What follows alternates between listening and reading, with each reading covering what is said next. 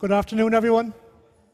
It's fantastic to see you all here in the Concert Hall today for Cork City Council's Ceremony of Remembrance and Reflection. Before we start the ceremony, I ask you all to put your mobile phones to the silent or the off position and listen to the following health and safety announcement. Ladies and gentlemen, your attention please. In the interests of safety, I would ask you to note the position of and access to the exits from this venue. There are 7 exits. 2 exits at the front of the hall, left and right of the stage. 2 exits at the center of the hall, on the right-hand side of the stage as you face the stage. And a further 3 exits at the end of the hall. All exits are clearly marked. Please take time to note your exit now. In the event of an emergency, please walk quickly to the nearest exit and make your way outside, following the instructions of staff members. Do not delay. Do not return unless and until you are advised that it is safe to do so. Now, please enjoy yourself in comfort and in safety. Thank you. Distinguished guests, ladies and gentlemen, please stand for Cork City Council's ceremony of Remembrance and Reflection procession with the Lord Mayor of Cork, Councillor Colm Kelleher, elected members of Cork City Council and the Chief Executive of Cork City Council, Ms Anne Doherty.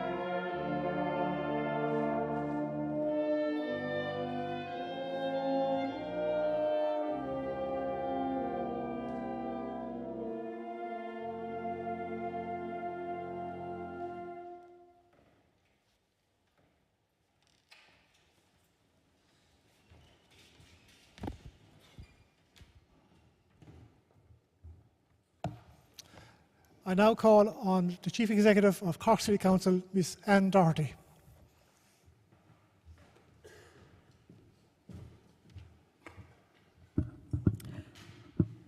Vera, Corlori, Dr. Doyle, Gwynushla, Tafalta Road Cllr, with the Anhala Cara Kirky and Odds Pashilta New.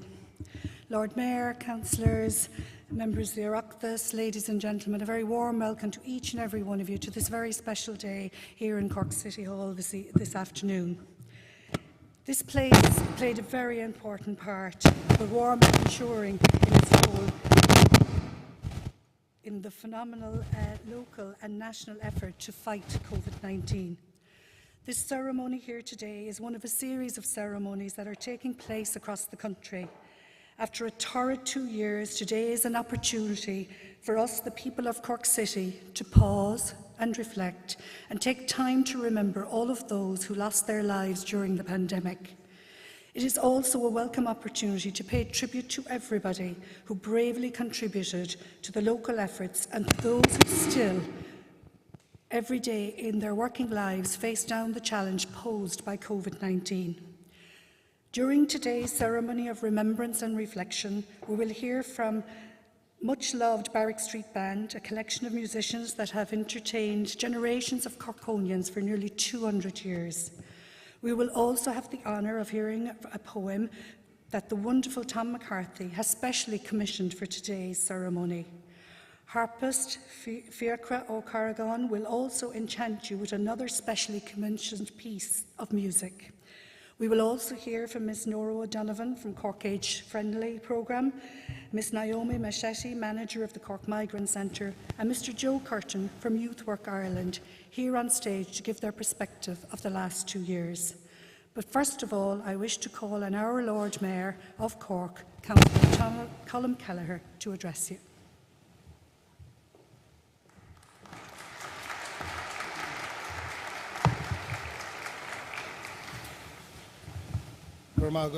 Chief Executive, Muintir an Oireachtas, Muintir Corla Cahar Corky, Las Ard Vera Cahar Corky, Las Vera Cunte Corky. Ladies and gentlemen and distinguished guests, it's my honour to stand and speak to you today in my capacity as Ard Vera Cahar Corky.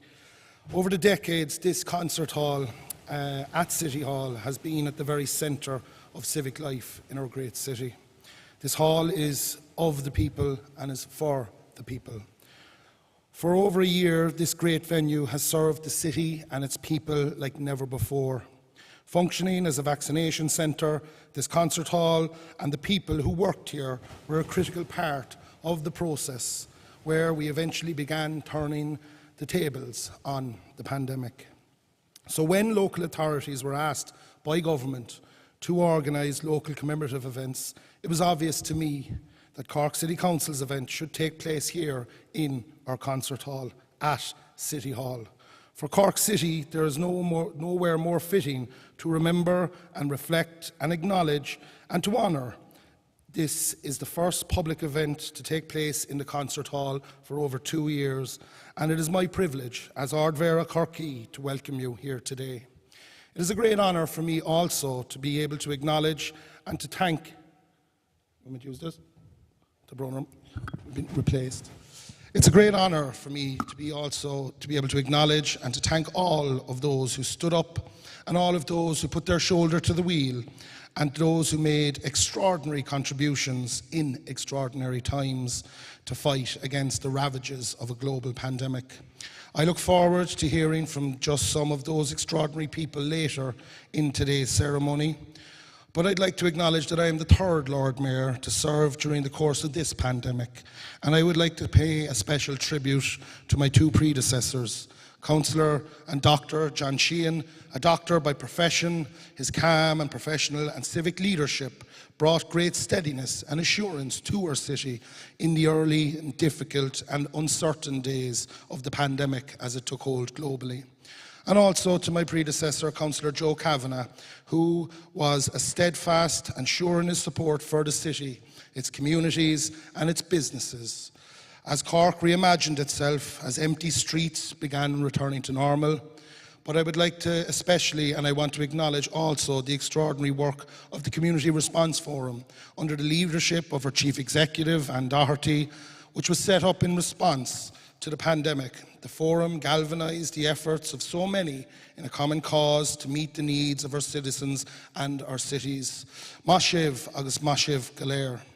Just earlier this morning, To mark today, I planted a tree here on the grounds of City Hall, for it is important that we remember those who we lost over the last 2 years, and remember those who were not able to grieve their loss, or grieved the loss of loved ones, and remember those who sacrificed and forbearance will forever be the hallmarks of how we as a community and as a city face challenges that we could have never imagined possible. I'd like to thank each and every one of you.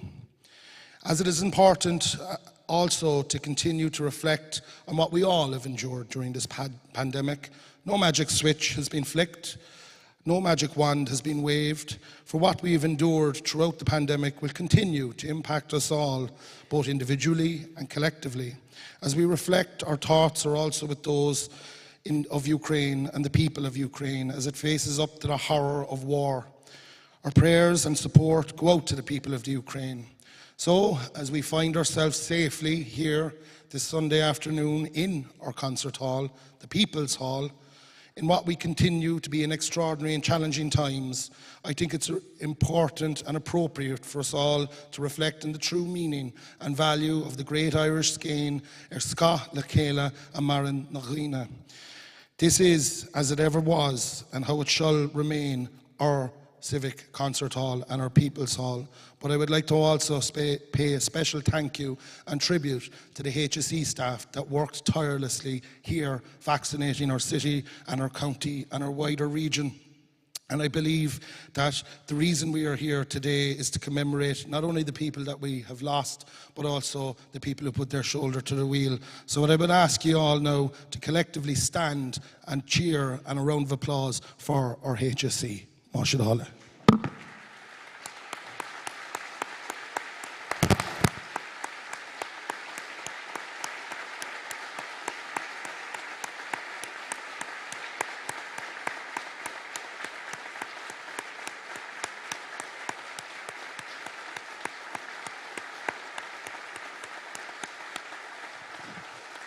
Cllr.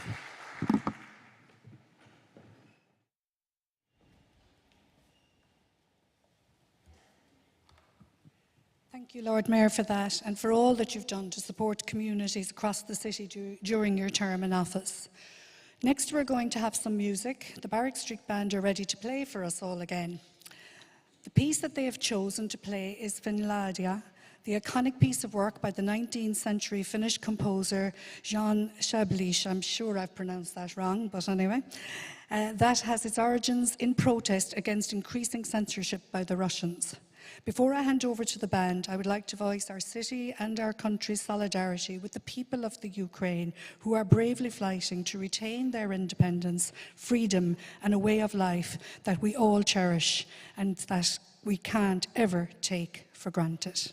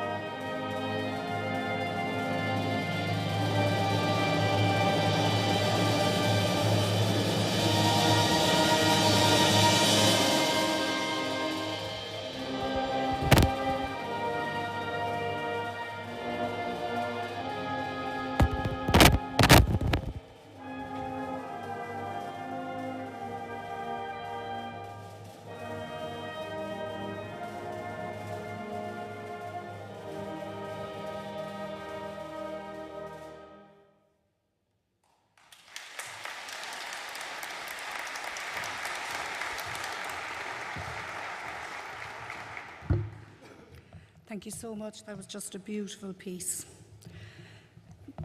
There's a lot of emotion here today in our concert hall. As individuals, communities, as a city and a county, we have travelled an unexpected road in recent years.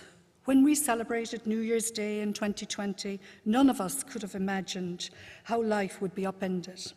We lost people that we shouldn't have lost, and we lost rites of passage and memories that are a fundamental part of our human experience.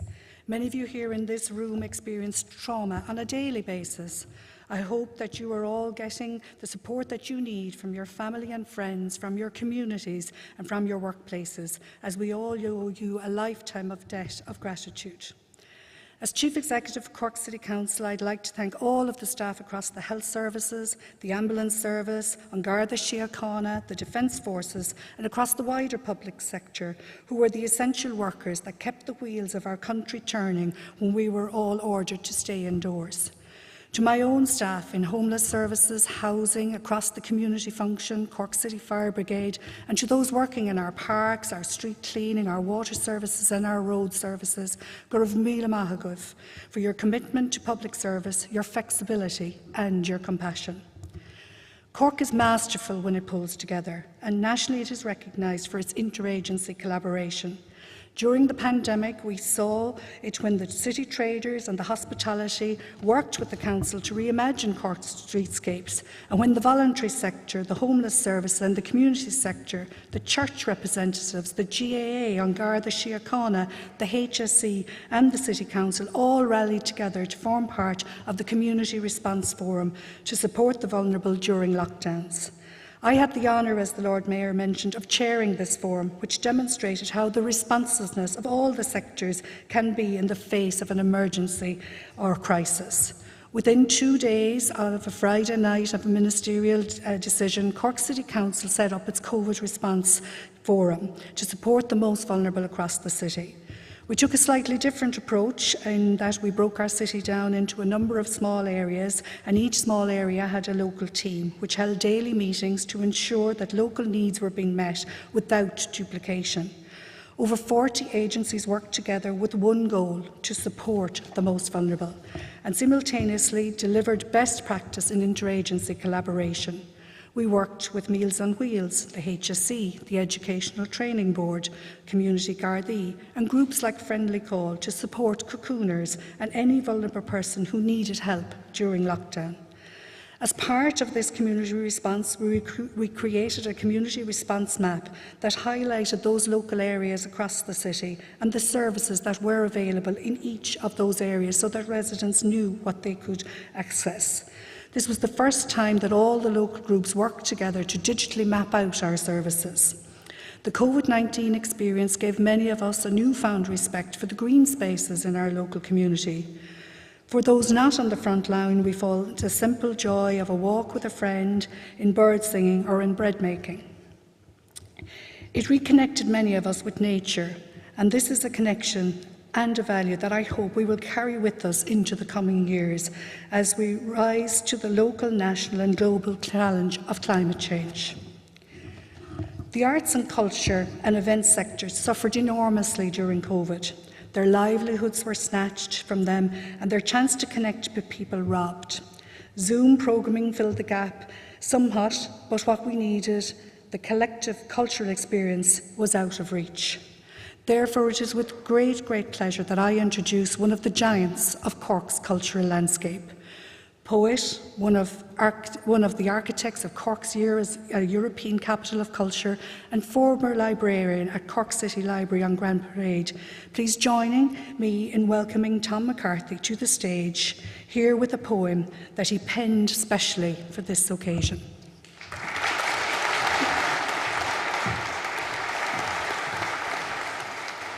Thank you.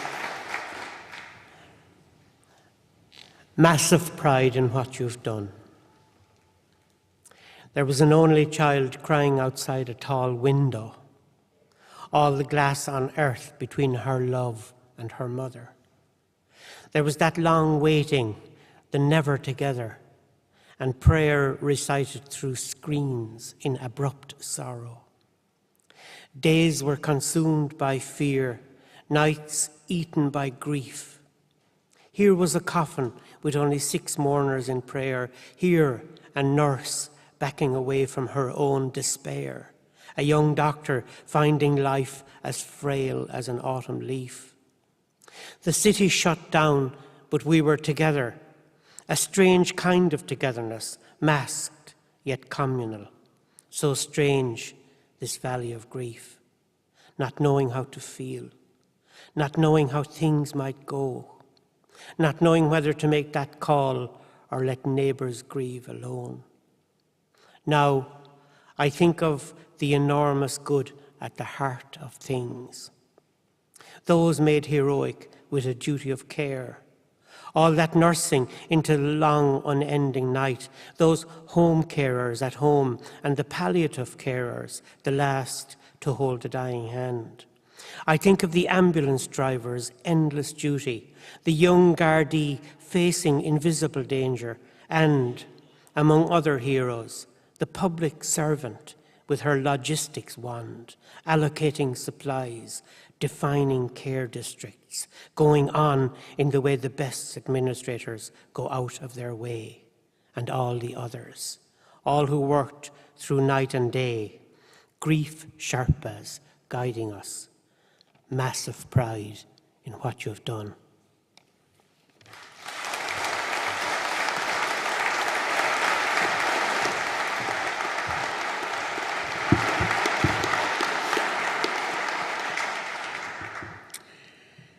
Next, I'd like to introduce you to Nora O'Donovan from Cork City's Age Friendly programme. Without doubt, many of our older people found the earlier lockdowns both frightening and limiting.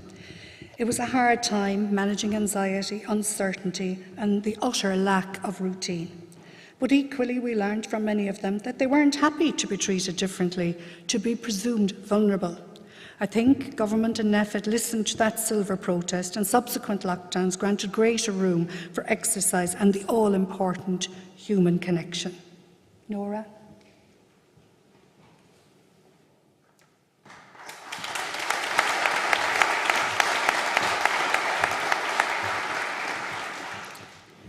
Good afternoon, my Lord Mayor and CEO and Doherty and friends.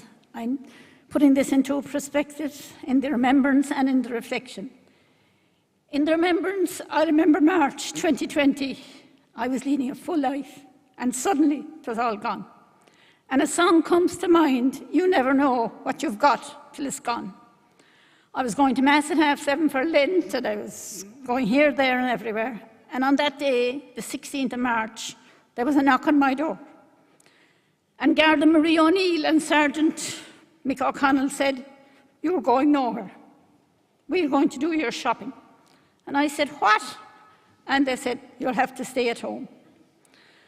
And it got worse, because then the government issued an instruction that the over 70s were to stay inside, not to go out, stay at home. It was awful.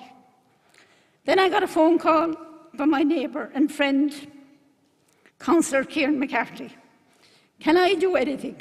I said, you can. You could bring me the paper. And Kieran became my paper boy for 7 weeks.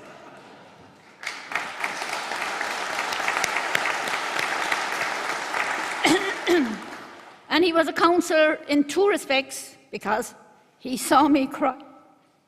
And he saw me cross and shouting and in anger, and he never said a word. He never criticised me, or he never said, pull yourself together. No, he didn't. And then I had Denise Cahill from the Healthy Cities, and she brought me the Sunday paper. And she was very funny, because she said, Nora, you have the Holy Trinity. You have the Gardaí, the HSE, and the councillor, all working for you. And she even brought me an Easter egg on Easter Sunday. Then the library sent me books, and they sent me seeds to sow in the garden. And I had carrots, and I had peas, and I had tomatoes, and I had lettuce, and the devil knows what else in the garden. Because that's all I could do, was go down the back garden. I couldn't go outside the gate. Because Kieran said, if I went outside the gate, I was going to get arrested by the Gardaí. And he said too many Gardaí knew me, and I was sure to be arrested. So then the CDP in Ballyphehand came along, Siobhan and her merry gang, and they were excellent. They took over the shopping for me because the Gardaí were a bit busy to be doing my shopping. And then they went for my tablets and they paid my bills, and if they couldn't come, I reverted back to Marie again, and she did a bit of shopping again and got my tablets, and Damien, another one of the community Gardaí, was very good to me also. And then one day, when I was really at rock bottom, I read in my diary, "Learn to be powerful in the face of uncertainty. Focus on making things better." And I was sitting out in the garden, lovely fine day, the weather was lovely, and the cat was with me, not my own cat, but he thought he was, and he used to come every day to sit in the garden. And suddenly I got a call from Carol in the PPN. And she said, "Have you anything to say to the LCDC?" which I'm a member of. "Do you know, Carol," I said, "I have. Give me 20 minutes and I'll make up something." And I went in home at 5 o'clock and I wrote down, "Don't tell me I can't." And it went to the LCDC. And it went from the LCDC to Simon Harris. And lo and behold, the cocooning was taken away 3 days after. Now, it wasn't just me, I'm sure other people wrote in as well, but I felt I had a small little part in it. And here in my remembrance, I want to remember, as Anne did, all the people we lost, all the funerals we couldn't go to, all the hands we couldn't shake, and especially Tony Power from here, who was so great in the LCDC and who I miss terribly. And we couldn't go to his funeral. We stood outside the City Hall as his funeral passed. But I would just want to pick him out specially to remember Tony Power of this office. Then in my reflection, I want to say that, as Anne did say as well, I wonder, has it taken a pandemic to seek the voice of older people? And I've been the Irish Senior Citizens Parliament for close on 30 years, and that is our motto, the voice of older people. And there was many older people who have shown extraordinary resilience at a time of global crisis. We've heard extraordinary stories of older people and how they coped. Many took to Zoom to keep in touch with their family, their friends, their grandchildren, and all the rest. But why wouldn't they? Because they were a generation who lived through the Second World War, through a TB epidemic, a polio epidemic, and that's just to mention a few things. And indeed, the age-friendly, the HSE, the CDP, and the Friendly Call did a great service, getting many on Zoom, and we had Singing for the Brain across the city. We took a trip to Colin's pub, and we went to UCC with the Singing for the Brain, and we had Evelyn Grant and her orchestra. And for me, and I'm sure for many more, it was lovely to see people in real life that I only knew on Zoom. Life was very difficult and very hard, but many groups stepped up to help in our communities. It has slowed some of us down, including myself, but maybe it's not a bad thing, because we can now take time to smell the roses and enjoy the simpler things in life, like gardening. And I had a magical gardening book for artists and nature lovers. And when my niece gave it to me, my sister said, "She'll never do that, because she won't sit down to do it." But by God, I had plenty of time to sit down to do it. And now here, I'd like to say Phil and Noel and Finbar, who are in the Age Friendly with me. We did meet here once or twice to go through the city development plan. And it was good to see my 3 colleagues in the Age Friendly. And to sum up, when the book of lockdown gets written, and I'm sure it will be written, there'll be a story in every household about the moment that they reached rock bottom. And by God, I reached rock bottom a few times. There are many aspects of life that a global pandemic can bring to a halt. Human interaction, education, economy, just a few. I started with the words of a song, and I'm going to finish with the words of a song. Some people think I'm going to sing it, but I don't think I will. Hard times come again no more. It was a Stephen Foster song written in the 1800s, published in 1855. It could have been an allusion to Charles Dickens' novel about hard times. It caught on with the public in America because of the arduous day-to-day existence that most Americans were living at that time in the USA. Just a few words of the song. I'm sure a lot of you know it. There's a song that can linger forever in my mind. It's the song, the sigh of the weary. Hard times, come again no more. Many days you have lingered around my cabin door. Oh, hard times, come again no more. Thank you very much.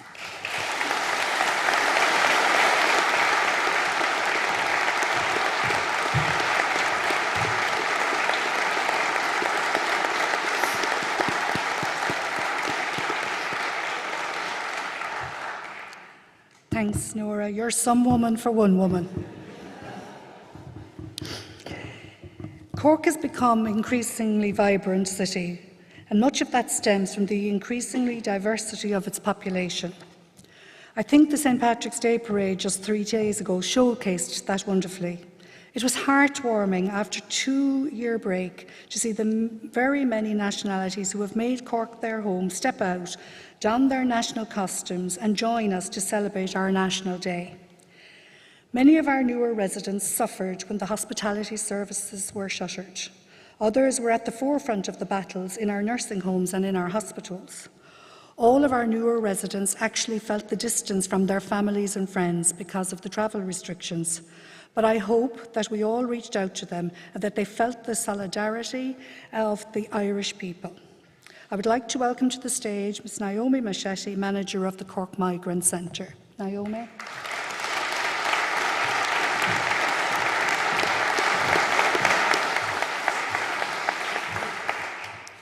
Thank you so much, and thank you for this invitation to this event.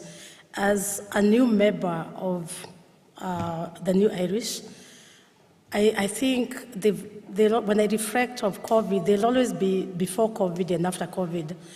And I think what really touched me to the core of my humanity is how it is the one thing that really united us all.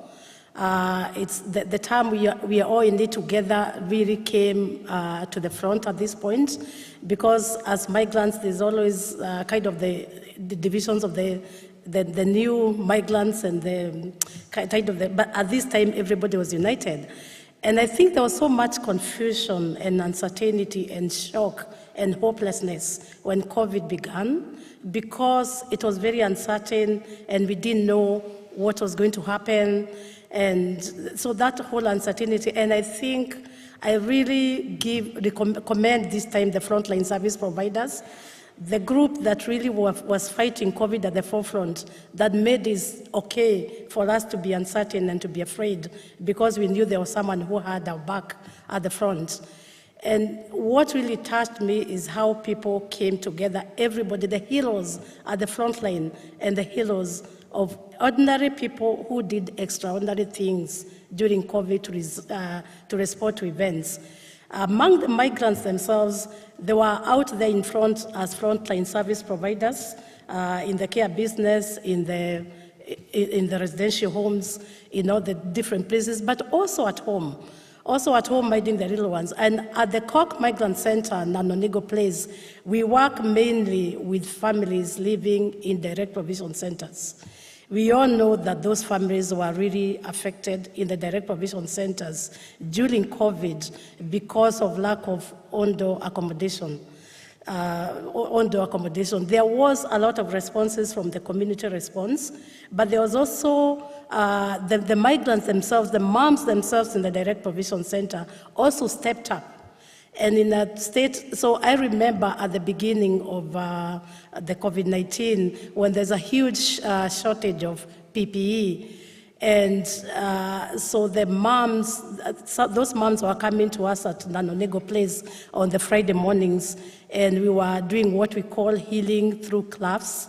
And part of the activities that they were having was sewing. And at the point when there was a shortage of PPE, we said, oh, but we could actually sew masks for ourselves and for those residents in direct provision center. So it was just something that people felt they could do, because I think we all know that migrants are, there's almost a tendency to view them from a very deficit lens because they're vulnerable and we're always doing something for them. But this one time they stepped up and they could do something for themselves, and that was making masks. And what I want to reflect now and recommend is how the public got behind this.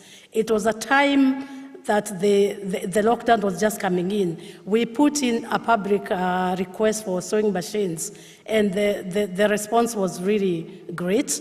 We put in a response we put a GoFund account to raise funds for making the mask, and again, the response was really great. So we were making masks in the direct provision centers. So we had 22 seamstresses across 6 direct provision centers making masks for themselves because there's a shortage of hygiene masks.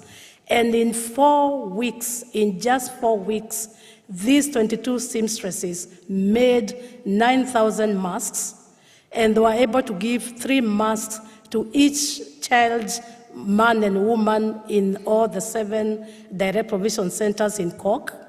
And not only that, they were able to also give them to other vulnerable groups in the community. So we were able to give them to Jack and Jill Foundation, Meals on Wheels, Grand Bus, Funry Family Resource Center, Churchfield Community Trust, Simon Community, Penny Dinners, Presentation Sisters, Nanonego Place, St. Vincent de Paul, and Down Syndrome Island. So basically, we are all in it together. Everybody did what they could do. So they were able to respond to themselves and to other people. It was a huge sense of response. And I think for me, I think we talk about the new Irish, but this is the one time I actually began to see that, yes, we are all, it's not the first time, but it was a very momentous time that you could see people have been joined together by adversity and they've responded. And I think that's really great. Going forward, I cannot sit here and not think about the Ukrainian crisis and think of all the other crises that have brought migrants to our shores, and to reflect and say that humanity that joined us during COVID, how we are going to draw on it going forward as we respond to the Ukrainian crisis and all the other migrants that are around. And I think it was a Mother Gorman who said during the American inauguration that there's always light if we are willing to see it, and if we are brave enough to be it.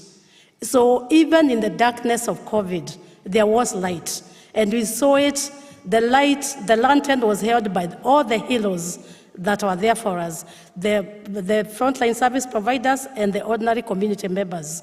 And they held the light for us. And that light, if we are brave enough to be that light, it's going to really unite us together. And Cork is an amazing place. It's been voted one of the friendliest cities in the world. So if we see that light and be that light, we can only make Cork a better place. Not just for the migrants that are there, but for the ones that are joining in now. Thank you very much.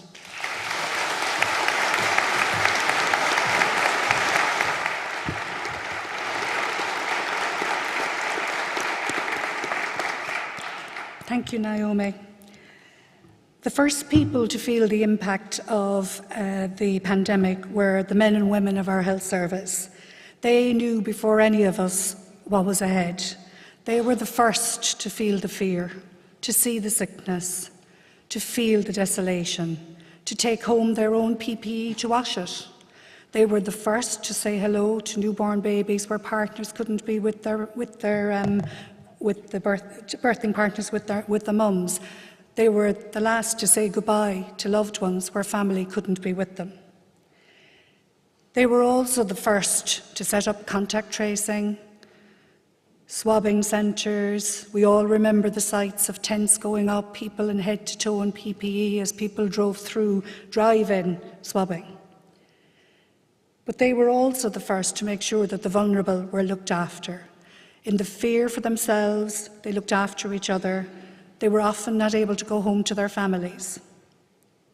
They were also the first to bring vaccination forward to us all, and this hall here today and people from the vaccination centre who worked here were here, which was bringing us all hope. So the men and women of our health service did us all so proud. And I'd like to invite Maria Daly to the stage from the HSC, who's the Director of Human Resources for Cork and Kerry Community Health, to address you.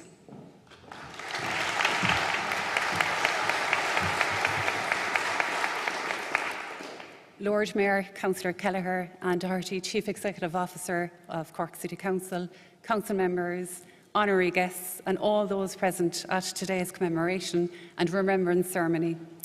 It is with great honour and great pride that I stand before you and with you today to pay tribute to my healthcare worker colleagues within the HSC, a lot of whom I see in the audience today. At both a national and regional county level, today is a time to reflect on and celebrate our healthcare workers for their unwavering, outstanding contribution to Ireland's response to the pandemic. The story of COVID-19 in broad terms is well known to all of us, with the activation of the National Public Health Emergency Team NEPHIT in January 2020 to deal with the COVID-19 virus.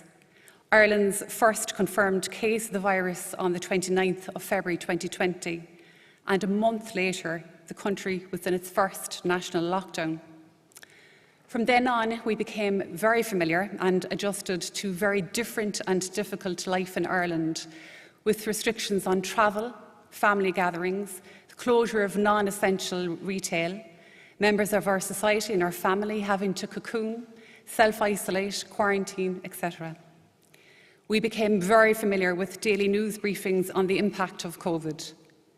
We became aware and familiar with terminology such as PPE, the donning and the doffing of same, social distancing, information on epidemiology, virus outbreaks and or clusters, community transmission of the virus, hospitalisation and ICU rates, ventilation, respirators, positivity and prevalence rates of the virus, asymptomatic and symptomatic. When this pandemic began, there were no vaccines and our understanding of COVID-19 was limited.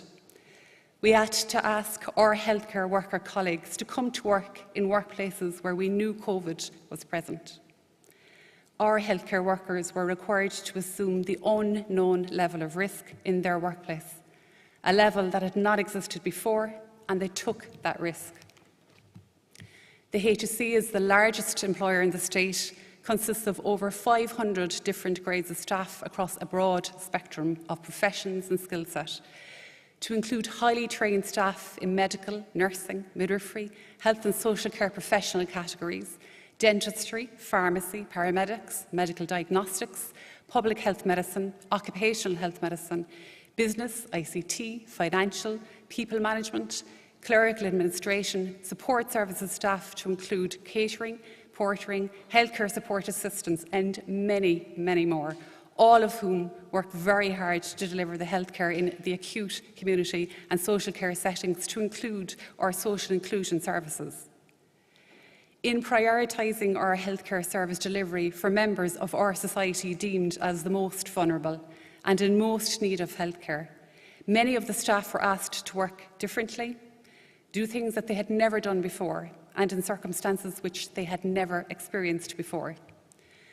Thousands of our healthcare colleagues were redeployed, and thousands of new staff were employed, both directly and through staffing agencies, to strengthen our service delivery priorities, to include the newly established COVID-19 services, such as Anna's referenced in terms of the community testing, contact tracing, outbreak management, infection control, supporting our healthcare colleagues within the private nursing residential setting, temporary emergency accommodation services, and in 2021, thankfully, the newly established vaccination programme. To maximise the health and safety of our staff and their continued availability to maintain the delivery of priority healthcare services, many of our healthcare worker colleagues were unable to return home to their families at the end of their rostered shift and were instead offered alternative temporary accommodation. Speaking with a number of my healthcare colleagues at various levels within the service, they spoke of the fear of the unknown, the speed that the virus was impacting on our residents, our service users, and indeed our work colleagues. Staff described the situation as breathtaking, incredibly difficult and overwhelming. Managers and staff alike were continuously reviewing and updating their practice in line with public health and infection control guidelines. The challenges in supporting clear, transparent and inclusive communication processes were significant, particularly in such a changed work environment for our healthcare staff, where social distancing, wearing of personal protective equipment, unprecedented growing healthcare service demands for the extremely sick and vulnerable clients and service users all added to an already very stressful working environment. The national and local collective response to support our healthcare colleagues in supporting our communities during the worst periods of the pandemic so far has truly been remarkable. Thousands of our retired healthcare colleagues contacted our services to return from retirement and worked alongside our existing staff right throughout the very difficult times over the last 2 years. With the assistance and support of our local universities and colleges, medical, nursing and midwifery and healthcare students volunteered to work directly in the front line of our healthcare service delivery and also provided much needed support in boosting the morale of other healthcare staff. Their unforgettable support and dedication augurs very well for the future staffing and delivery of our healthcare services. As a very staff-intensive service and a highly unionised public service, it is essential that we would also recognise the invaluable role played by the health sector trade unions in the design and delivery of a comprehensive change programme right across our services, when and where it was required during the pandemic. Their willingness to engage with management proactively and collaboratively hugely assisted in the successful implementation of numerous changes to existing health service delivery in a timely manner, to include supporting the introduction of new models of care. In addition to the above, without the support of our colleagues in the civil and public services in our community, the level of change required and implemented would not have been achieved. And as a result of this collective and collaborative response, the pace and scale of change achieved has made such a difference to so many people's lives. We as a society and as healthcare workers are indebted to our civil and public service colleagues, to include Cork City Council, the County Council and Garda Síochána, the Defence Forces, the many voluntary services and advocacy groups such as Irish Red Cross, St John's Ambulance, Order of Malta, Civil Defence, Samaritans, Pieta House, Aware, and numerous support groups. The establishment of local community response forums, as Anna's referenced earlier, in each local authority area, of which the HSE was a proud partner with the City Council, has assisted the most vulnerable within our communities throughout the duration of the pandemic. The provision and conversion of existing structures and facilities across the Cork and Kerry region has played an integral role in providing critical services in our response to the pandemic. A key example in Cork is the conversion of this beautiful, historic and monumental classical building known as our Cork City Hall to that of one of the primary vaccination centres in the region, will remain in the memories of Cork people for a long number of years to come and will have added to its many stories in the annals of history. Similarly, the availability of the newly redeveloped Páirc Uí as a drive-through community testing centre provided for a completely different experience for its attendees to that of the thousands of Gaelic football and hurling matches enjoyed in the park over many years. We were all very familiar and indeed hugely grateful for the support of the public with the visible signs of hold firm and frontline heroes featuring in the windows of many homes, high-rise buildings, backs of trucks and lorries, billboards, tall construction cranes, etc. All of the above supports and the many, many more that we're all familiar with have helped our healthcare workers and indeed our society through dark and difficult times. As we commemorate today, we reflect equally on the many lives lost as a result of the virus and during the pandemic, and of the families and friends impacted during the last 2 years. We reflect on the sense of loneliness, separation, anxiety, despair and sacrifice that we've endured. Also, we reflect sadly on the lives lost of our healthcare worker colleagues over the last 2 years, whose hard work and phenomenal dedication to the health services will always be remembered by their colleagues, families and friends alike. COVID-19 is still with us, and there are critical components still requiring our collective response, to include isolating if we're symptomatic, completing our primary and booster programme of vaccination, and continuing to manage risk for ourselves and others who are more vulnerable. We thought we might have time to pause, to draw breath, to reset our lives when the tragic events in Ukraine challenged the world again. Our Irish Foreign Ministry recently wrote that on this St. Patrick's Day, we live in each other's shelter. Each and every single person in our health service should be proud that we gave life and meaning to that message throughout COVID, and never were the efforts of the collective more important to the benefit of the greater good. We salute you all. Thank you.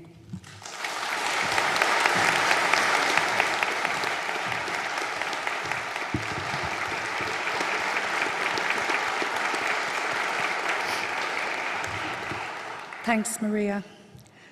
We all need a bit of soul soothing at the moment, and there's nothing quite like getting lost in the melodic beauty that is our national instrument, the harp. Your harpist today is an enormously talented composer and multi-instrumentalist. He's also the youngest doctoral music graduate in UCC's history. In 2018, he commissioned a piece of music to mark the visit of Prince Charles to Cork, and today he is bestowing a similar honour on us all. With a bespoke composition for today's ceremony of remembrance and reflection, please give a big round of applause to Fiachra O'Carrigan and his piece, Fun na Lee Planchti Hala na Caharach.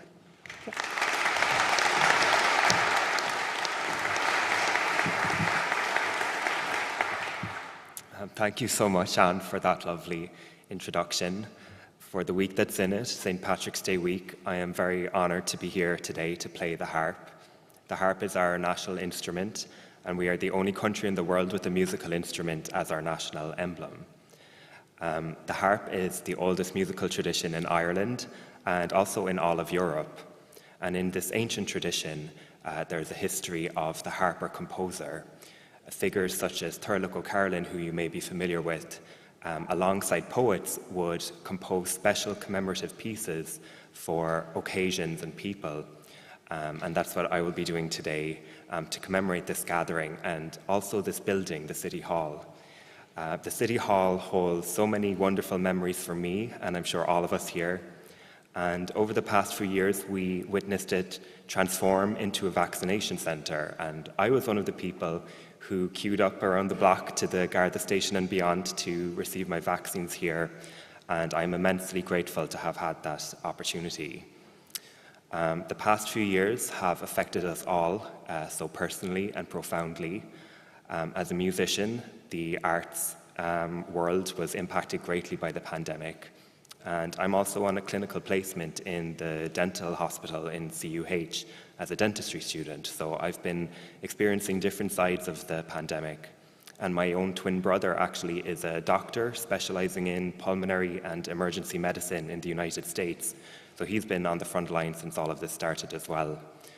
But as difficult as these past few years have been, we are all lucky enough to have lived through it. And there are so many people who are no longer with us now. When I was searching for the inspiration to write this piece, all of these things were on my mind, but I kept returning to the City Hall here and the River Lee flowing outside. I think the river is such a metaphor for life. It follows its path always, but it changes every second to second. And there are times when the banks break and things feel very overwhelming and difficult and hopeless. But the water is always calm and clear again and return to their normal motion. And I hope that we're feeling that hope, that things are returning to a more settled future for us all.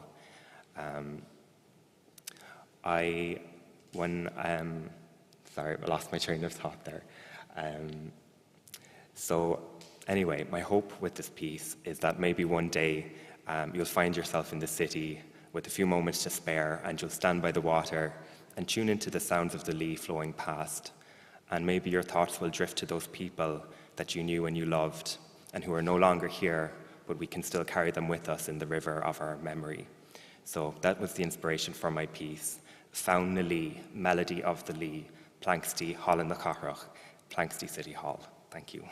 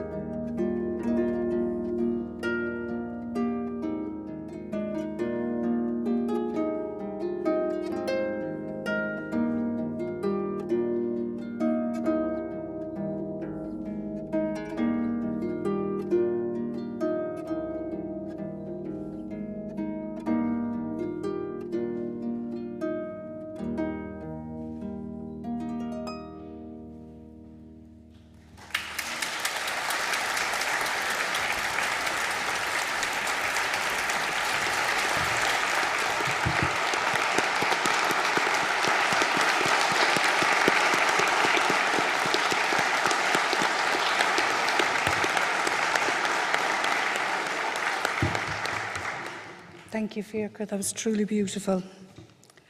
I have 3 children, 2 in their 20s and 1 in her teens, so I'm very aware how their plans, hopes and dreams were all put on pause during COVID.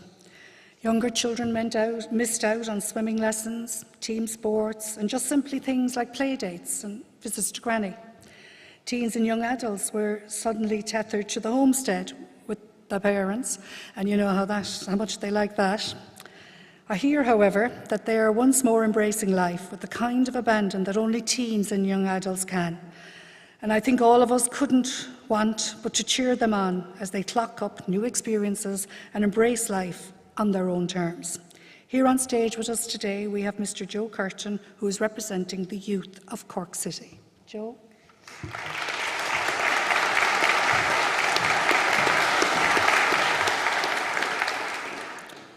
Thank you very much, Lord Mayor, Chief Executive, City Councillors, TDs, and everyone in attendance. My name is Joe Curtin. I'm a youth worker on the north side.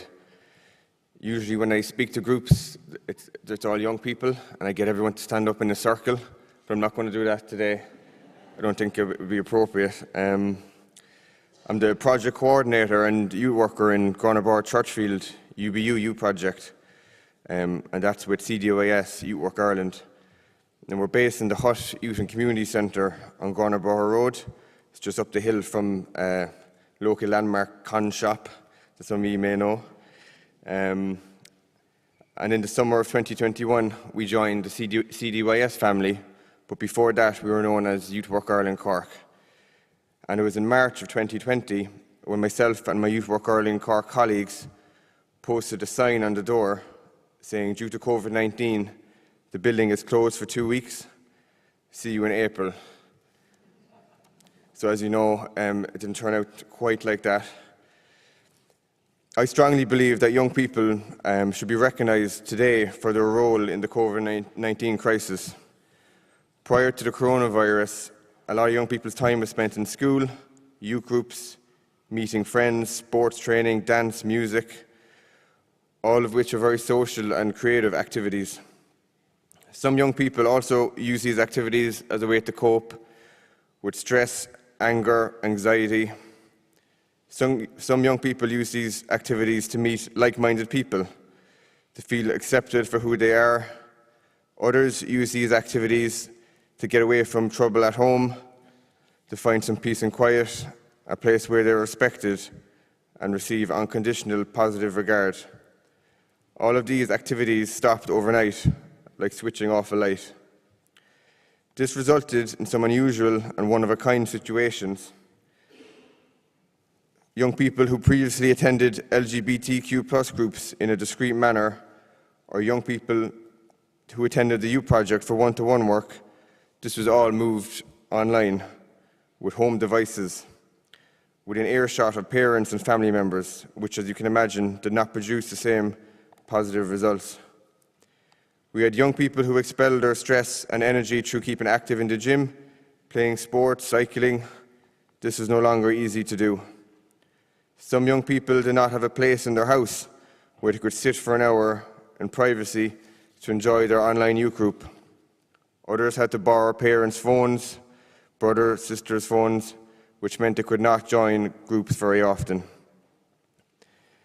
This currently has, and no doubt will, have an effect on young people's mental health and well-being going forward, for which we won't know the true results of for years to come. And as part of the Mind Your Head programme that Youth Work Ireland Cork developed in partnership with the Health Action Zone, which is part of the Cork Cllr Community Work Department, we always discuss mental health with young people in youth groups and in schools.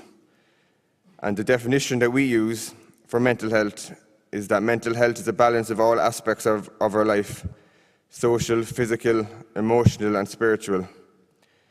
COVID-19 caused a complete imbalance in young people's lives, which in turn for many led to young people having poor mental health. Like many of the youth services across the city, in an attempt to combat the lack of social interaction among young people, Youth Work Ireland Cork moved our youth services online. We were guided and supported by the Cork ETB Youth Services team, Youth Work Ireland National Office and the National Youth Council of Ireland.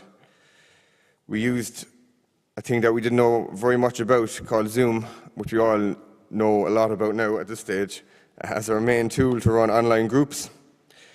While Instagram and Facebook Messenger proved critical for keeping in contact with our young members. In a typical non-COVID week at the Hut, we'd have homework support, drop-in groups, music, rap, soccer, groups like the Teen Gym, youth cafes, one-to-one support. Some of this was difficult to move online, but we maintained contact with most of our young people. Like always, the people who have less were most affected. Some young people did not have Wi-Fi, tablets, laptops, credit for their phones. Also, before the coronavirus, we always had young people who would just pop into the youth centre when they needed to. But these young people were impossible to reach during the lockdown. Within the youth services, we have a term that we use called hard to reach young people. But during the lockdown, a lot of these young people were unreachable.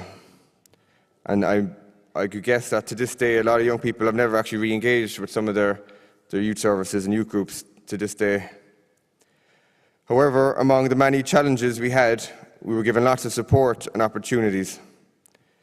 The pandemic really showed to me how important it is for workers and organisations in our communities to work together, share resources and information for the greater good. And this process was very much helped by maintaining involvement in and the setting up of new committees and networks. So for years, I've been part of the Farranree and Fairhill Youth Network, which proved as a great support for myself and the other youth workers to discuss what's going on the ground, the local needs of young people, and then trying to come up with solution-focused actions to react to that. New networks that were set up, which were previously mentioned already, included the local community response teams all over the city. I was part of the Grona Braher community response team, and it never failed to inspire me on those calls, the work that others were doing in their respective roles. We also had the Cork City Youth Response Team, which looked at youth issues as a whole throughout the city. This also proved very beneficial for us. Through this response team, services and activities for young people were coordinated to ensure that as many young people as possible would be included. On special occasions, such as Bonfire Night, which I think we're trying to rename Non-Fire Night, there was live rapping at the Cabin Studio in Hollyhill, Knocknaheeny, pizza and movie nights across different homes through the youth services. And for us at the Hut, we chose a lockdown classic. We did a Kahoot quiz on Zoom, which I'm sure lots of you ended up getting sick of through the months of COVID. These events and many others were supported financially by lots of agencies, again including the Cork ETB Youth Services and Cork City Council. Our one-to-one work, which is very important, continued as best as it could. We continued to give advice on mental health, CVs, training opportunities, employment. We even found ourselves doing Zumba classes on Zoom with our teen gym group, which is something I hope I never have to do again. Jumping around my room in front of a laptop doing Zumba, never thought it'd be part of the job. We posted activity packs to homes, delivered leadership courses, and had some baking challenges where we all baked cakes in our own kitchens, all over Zoom again. We even had soccer on the screen, which was organised by the FAI and Cork City Council, where the young people got to come online and chat with some well-known Cork City Football Club players. One of the most impressive reactions to the lockdown circumstances were our music and rapping groups.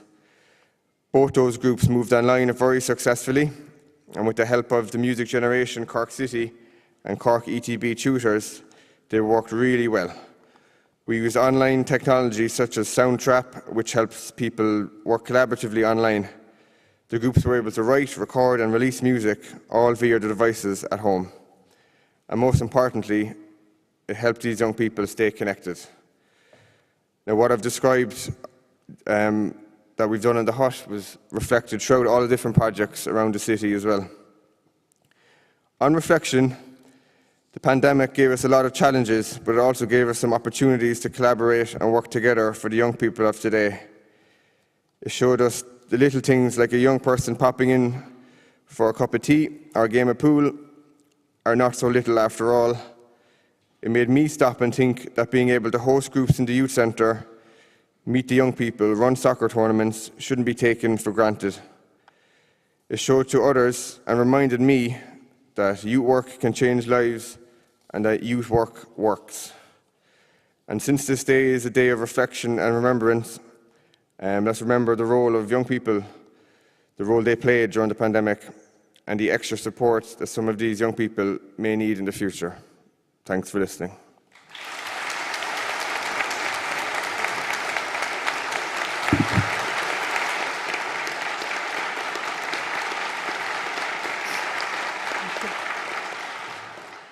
Thank you. As today's ceremony comes to a close, I would like once more to remember our loved ones and our colleagues who we lost during COVID-19. May they remain in our hearts. Ardashti Gorevananam. I would also once more like to thank you for all the collective role you played in bringing us all to safer shores. We leaned on the Irish saying, Ní carta cur le céile, a lot in recent years. There is strength in unity. But I think we really lived the wisdom of those words too. We realised that in times of need, we need one another.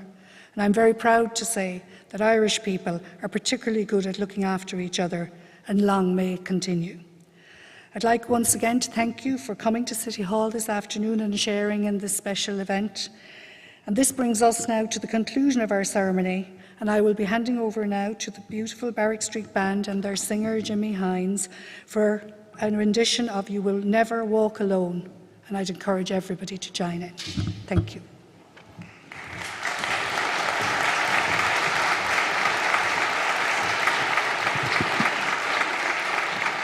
A truly apt song for what the world has gone through, so please don't be shy.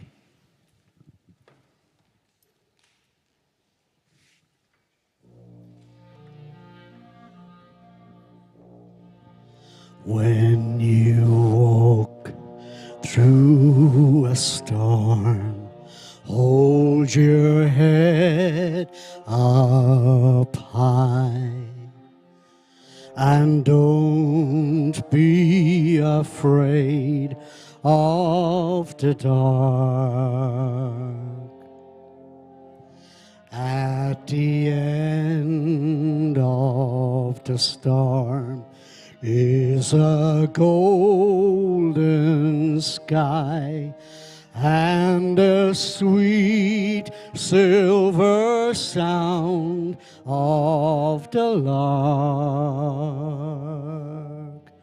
Walk on through the wind, walk on through the rain, though your dreams be tossed and blown.